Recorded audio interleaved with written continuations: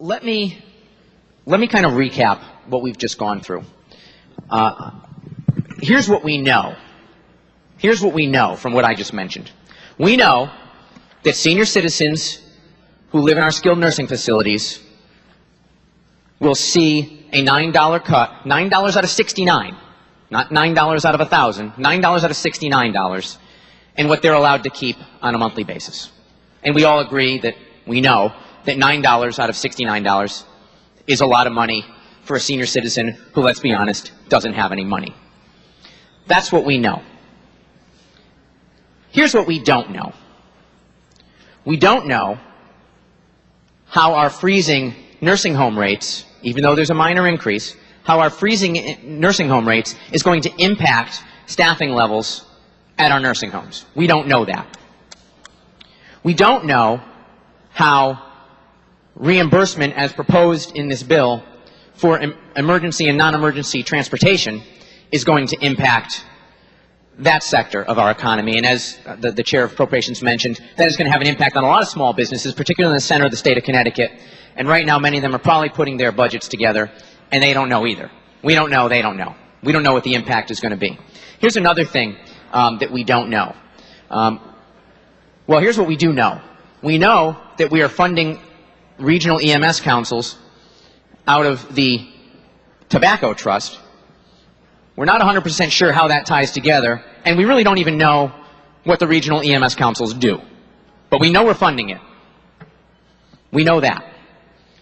Here's something we don't know. We know that we're coming up with a new fee schedule for outpatient care to our hospitals for the Medicaid population. We know we're doing that.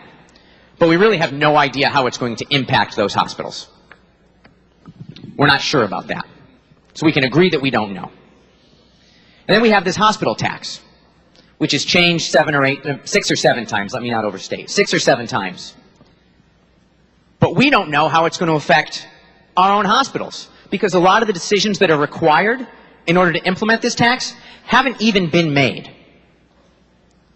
So we as a legislature are being asked to vote on a budget implementer bill. We don't know how it's going to impact many small businesses in the state of Connecticut.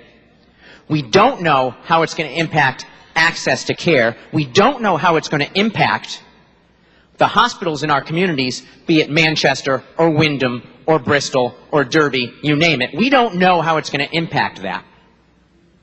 But we're voting on it anyways.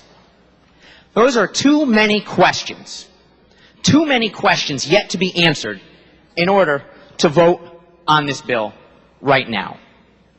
And I know for me it's very frustrating. I mean, let's be honest, I didn't vote for the underlying budget, so I'm certainly not going to vote for the implementer. But it must be frustrating for other members of this chamber to have voted on a budget in hopes that perhaps there would be some clarity when the implementer came out, yet there is none.